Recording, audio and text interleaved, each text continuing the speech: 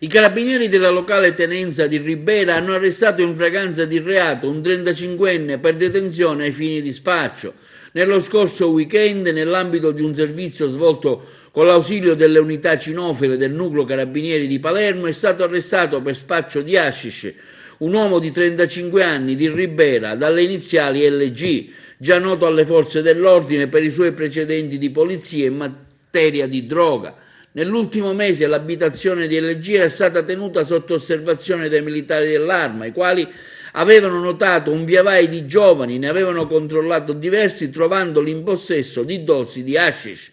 Da quanto accertato mediante alcuni pedinamenti, LG non disdegnava di effettuare consegne a domicilio di quantitativi più sostanziosi di stupefacente. Proprio durante uno dei vari servizi di osservazione, LG è stato sorpreso dai militari dell'Arma mentre spacciava alcuni grammi di hashish a un giovanissimo assuntore. Gli uomini dell'Arma sono così intervenuti immediatamente bloccando lo spacciatore e l'avventore. È stata perquisita l'abitazione di LG e sono stati trovati 20 grammi di hashish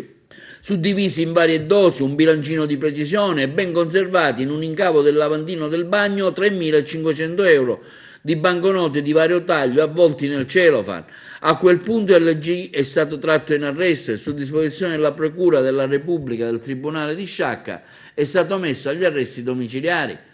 Ieri l'arresto di LG è stato convalidato dal GIP del Tribunale di Sciacca e poi l'uomo è stato scarcerato, venendo però sottoposto all'obbligo di dimora nel comune di Ribera, con l'ulteriore prescrizione di non potersi muovere di sera e di notte nel proprio domicilio. Nel corso della stessa operazione sono stati segnalati amministrativamente alla prefettura di Agrigento 7 giovani trovati in possesso di piccole dosi di hashish per uso personale. I carabinieri di Ribera sono arrivati all'LG grazie al continuo controllo del territorio che l'Arma svolge da sempre e che nell'ultimo periodo si è particolarmente intensificato nel Riberese, ritenuta una piazza particolarmente florida per lo smercio di stupefacenti, come testimoniano ad esempio le indagini della stessa tenenza di Ribera che hanno disvelato l'esistenza di una vera e propria rete di spaccio di ogni tipo di droga, organizzata da 2 cittadini tunisini, da una donna di nazionalità rumena, domiciliati nel centro Crispino, arrestati lo scorso novembre del 2020,